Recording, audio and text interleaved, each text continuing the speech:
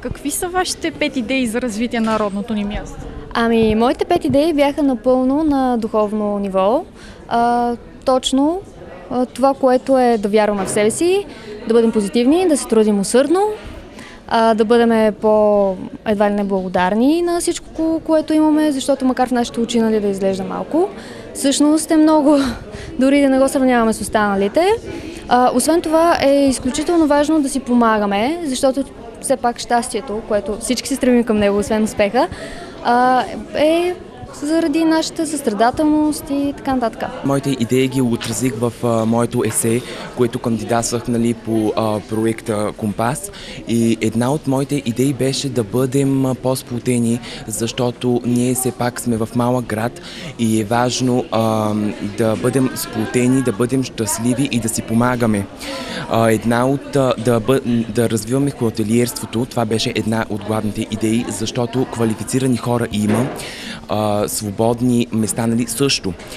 Другата идея, която на много държа да се създават повече шивашки цехове, защото много хора остават безработни, а тези цехове са именно причината да се предотврати безработицата като цяло.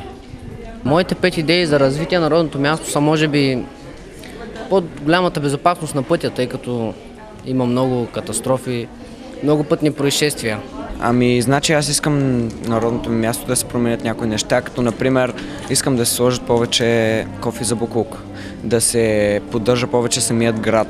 Не, че сега не е поддържан, естествено, живея в град Гоце Делчев и това е един уникален град, в който той е малък град, няма и напрежение, няма драми и това ми харесва много в града. Искам да се направят повече площадки за малките деца, това ми беше едната идея. Втората идея беше да се направят повече кафета за тинейджерите. И четвъртата идея, петата не помня, четвъртата идея, доколкото ми беше да се направи голяма конферентна зала, за да може да се, както в Бачиново, за да може да се провеждат различни семинари от сорта, да. Какви са вашите 5 идеи за развитие на родното ни място? Моите 5 идеи за развитието на родното място са, че трябва да има повече спортни площадки и че трябва да има такива детски площадки за децата. Също така аз мисля, че може да има транспорт в малките градове, защото има отдалечени къщи. Също така трябва да има повече паркинг места за колите.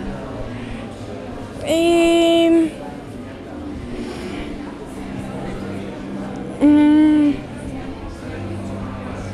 може би повече трябва да се обърне на опазването на околната среда.